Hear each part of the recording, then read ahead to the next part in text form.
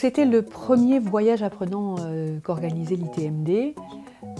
L'ITMD, c'est une association qui réunit des entrepreneurs, des syndicalistes, des intervenants, des chercheurs et des partenaires. Et l'objet qui nous réunit, c'est des questions de travail. Comment orienter la performance d'une entreprise à partir d'une parole sur le travail, à partir de l'intelligence du travail par ceux qui le font.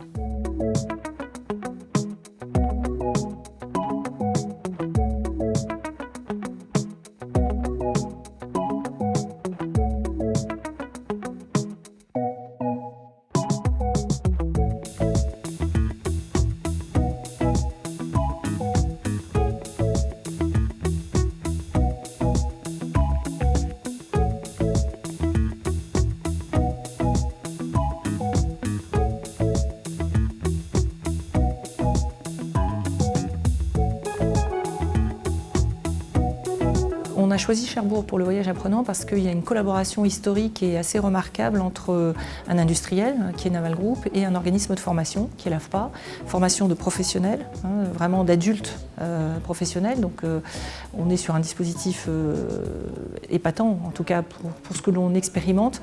Mais ce travail collaboratif qui existe depuis très longtemps a permis de faire émerger ce projet d'école de montage.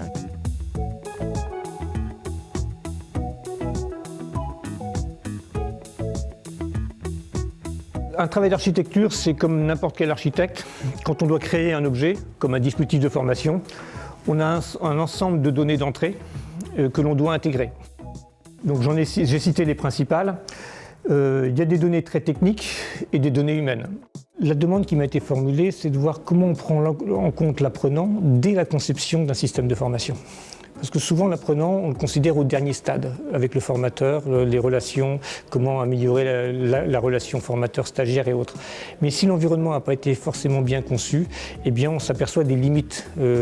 Donc aujourd'hui, c'est pour ça qu'on m'a demandé de présenter ce volet-là qui est peut-être plus méconnu, alors que la relation formateur-stagiaire, les ressources formatives, le numérique sont beaucoup plus communs.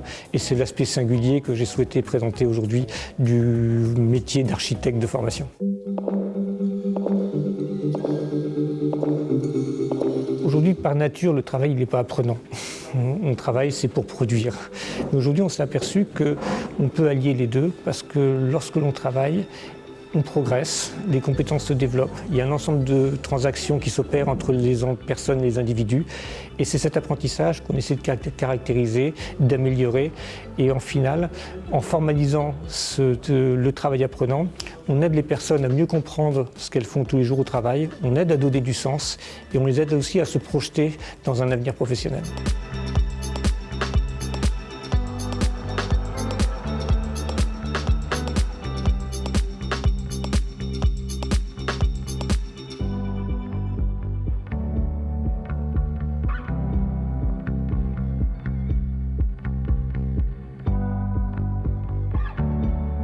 Ce qui est tout à fait original ici, c'est la technologie numérique et l'investissement majeur qui est fait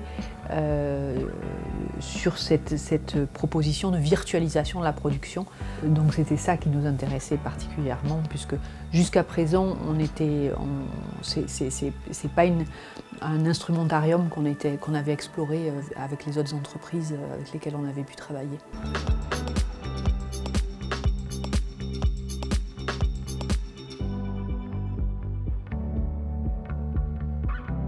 Pourquoi un voyage apprenant? D'abord parce que la modalité voyage apprenant est intéressante et moi je ne la connaissais pas. Avec l'idée d'utiliser un temps qui en général est bizarre en train, qui est un peu stérile, et c'était une façon aussi de l'occuper de manière constructive et collective, ça je trouvais ça intéressant. Et puis au bout du voyage, découvrir un milieu industriel et puis de voir comment on approchait le travail et la formation en milieu de travail de manière innovante et très opérationnelle en fait.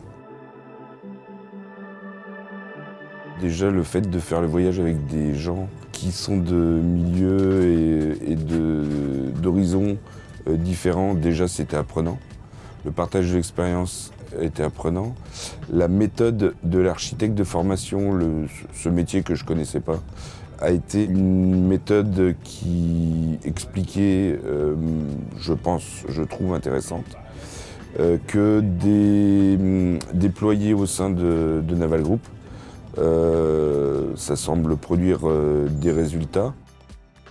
C'est une super occasion d'aller voir ce qui s'y passe, quels sont, on va dire, les moyens qu'ils mettent dans la formation et les outils qu'ils mettent, alors pas forcément que dans la formation, parce que l'outil permet de conceptualiser, faire de la vérification, du contrôle qualité, et c'est vrai qu'il y a des applications qui sont très intéressantes et qui sont transposables sur d'autres métiers, on va dire. Alors nous, effectivement, moi je voyais des applications possibles, effectivement, dans les métiers de l'agri.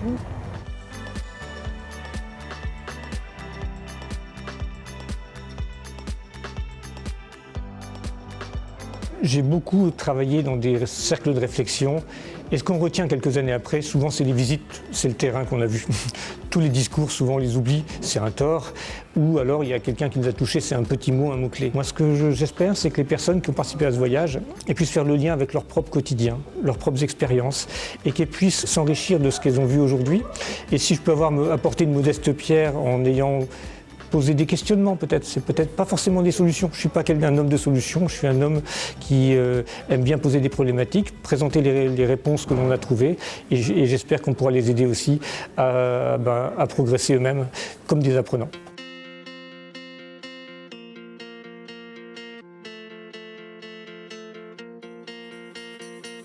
J'ai à la fois beaucoup appris et retrouvé aussi une certaine confiance dans le système formation actuel, en me disant qu'il y a des marges de manœuvre qui restent.